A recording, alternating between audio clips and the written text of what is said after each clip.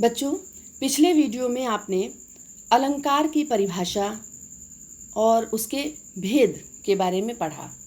अलंकार क्या है, उसके भेद कौन से हैं? दो भेद, शब्दालंकार, अर्थालंकार। अब हम शब्दालंकार के अंतर्गत पहला भेद अनुप्रास अलंकार पढ़ेंगे। अनुप्रास अलंकार क्या है? जब किसी काव्य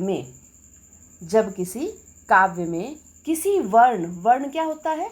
अक्षर, ध्वनि, जो अ से लेकर ज्ञ तक सारे वर्ण कहलाते हैं। उनमें से कोई भी एक वर्ण, स्वर नहीं आते हैं। आपको बता दें, स्वर मात्रा के रूप में ही आएगा। यहाँ इस अलंकार में जब भी आप देखेंगे, स्वर मात्रा के रूप में ही अधिकतर आपको दिखाई देगा। व्यंजनों की, भले ही स्वर समान ना हो लेकिन व्यंजन समान हो। कैसे, अभी आपको उदाहरण में समझाएंगे। वर्णों की आवृत्ति एक से अधिक बार कोई वर्ण, कोई व्यंजन आ जाए। एक से ज़्यादा 2 बार आ जाए, 3 बार आ जाए, 4 बार आ जाए, एक से अधिक बार, चाहे कितनी बार भी वो आए, वहाँ पर जब वर्णों की आवृत्ति हो तो वहाँ क्या होगा? अनुप्रास अलंकार होगा।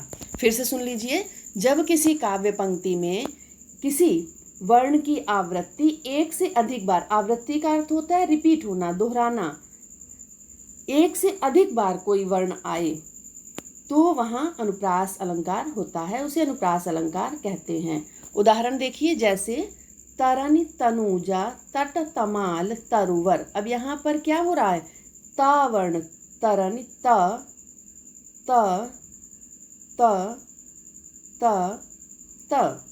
त वर्ण कई बार आया है, तो एक से अधिक बार आया, अतः यहाँ क्या होगा? अनुप्रास अलंकार होगा।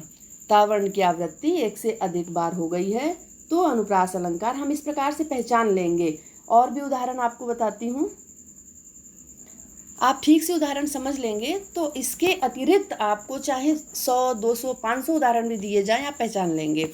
रघुपति राघव राजा राम, पतित पावन सीता राम। अब यहाँ क्या है? र एक से अधिक बार आ गया, 1 बार, 2 बार, 3 बार, एक से अधिक बार र आ गया, इसलिए अनुप्रास अलंकार। प, अगली पंक्ति में भी देखिए, प 2 बार आ गया, एक से अधिक बार हुआ ना, तो इसलिए अनुप्रास अलंकार।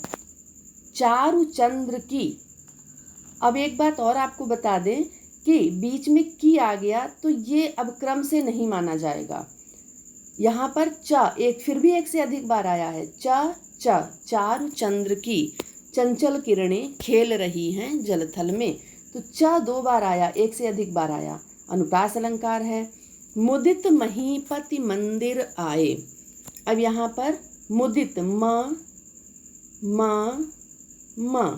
वर्ण की आवृत्ति हुई है, इसलिए अनुप्रास अलंकार है। इसी प्रकार आप और भी उदाहरण देखते जाएंगे, जो भी आपको मिलेंगे सब में। जैसे पीरी परी देह छीनी राजत छनेह भीनी। पीरी परी, पी, कहत कत परदेसी की बात। एक उदाहरण और है, कहत कत, का और का आया उसमें। जैसे और उदाहरण आपको बता दें कि दमकें दतियाँ दुति दामिन ज्यों। दमकें दतियाँ, तो यहाँ पर क्या है? द और द की आवृत्ति हुई है। एक और उदाहरण, लोल लहर लही, पवन एक पै एक इमजावत। तो यहाँ पर क्या है? लोल लहर, ल और ल की आवृत्ति हुई है। तो अब आप पहचान लेंगे कि जहाँ पर वर्णों की आवृत्ति हो वहाँ अनुप्रास अलंकार होता है। अब हमें लगता है कि पहचानने में कठिनाई नहीं होगी। अगले वीडियो में अब हम यमक अलंकार पढ़ते हैं।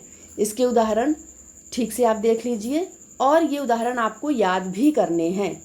अपनी अभ्यास पुस्तिका में परिभाषा लिखनी है, उदाहरण याद करने हैं। धन्यवाद।